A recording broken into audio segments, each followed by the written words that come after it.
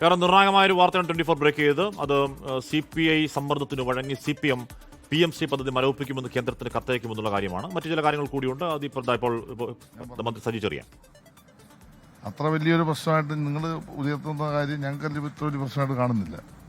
വളരെ രമ്യമായി പരസ്പര ബഹുമാനത്തോട് പ്രശ്നം ചർച്ച ചെയ്ത് പരിഹരിക്കും.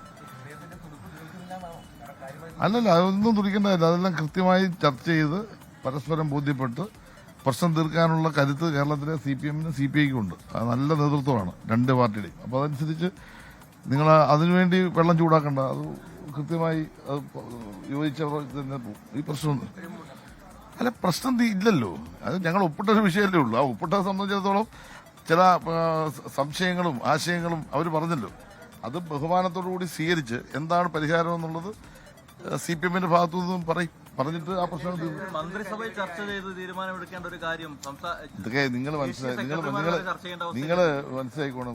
ഒരു പാർട്ടി ടു പാർട്ടി ഇടതുപക്ഷ ജനാധിപത്യമുള്ള എല്ലാ ഘടകകക്ഷികൾക്കും ജനാധിപത്യപരമായ അവകാശമുണ്ട്. അവരെ ഉന്നയിക്കുന്ന ഒരു പ്രശ്നത്തിന്റെ ഫാക്ട്സ് നോക്കിയിട്ട് എന്താണ് ഒരു സമവായം, അല്ലെങ്കിൽ എങ്ങനെയാണ് ഈ പ്രശ്നത്തെ നമ്മൾ കൈകാര്യം ചെയ്യേണ്ടത്, അതിനെ സംബന്ധിച്ച് വ്യക്തമായ കാഴ്ചപ്പാടുണ്ട് ഞങ്ങൾക്ക്. ഈ പണം നഷ്ടപ്പെടുത്താതെ എങ്ങനെ ഈ പണം സ്വീകരിക്കാൻ പറ്റും? ഈ പണം സ്വീകരിക്കുന്നതിന്റെ ഭാഗമായി ഏതെങ്കിലും തരത്തിൽ ഇടതുപക്ഷ ജനാധിപത്യത്തിലുള്ള നയങ്ങൾക്ക് വിരുദ്ധമായ വിദ്യാഭ്യാസ നയം ഇവിടെ ഞങ്ങൾ നടപ്പാക്കാൻ ഉദ്ദേശിക്കുന്നില്ല എന്ന് പറയുകയും ചെയ്തു. അപ്പോൾ ആ സംശയത്തിന്റെ ആവശ്യമില്ല. അങ്ങനെ ഒരു കാരണവശാലും ഉണ്ടായില്ല. കാരണം ഇതൊരു സ്റ്റേറ്റ് വിദ്യാഭ്യാസം ഒരു സ്റ്റേറ്റിന്റെ വിഷയമാണ്. അപ്പോൾ പാഠ്യപദ്ധതിയിലൊന്നും ഈ പറയുന്ന ഏതെങ്കിലും ഒരു ആശയം കൊണ്ടുവരാനൊന്നും ഞങ്ങൾ സമ്മതിക്കില്ല. കാരണം ഞങ്ങളുടെ നയമതല്ല. എന്നാൽ ആശങ്കയുണ്ട് ഒരു ഘടകകക്ഷി എന്ന നിലയിൽ പ്രധാനപ്പെട്ട പാർട്ടി.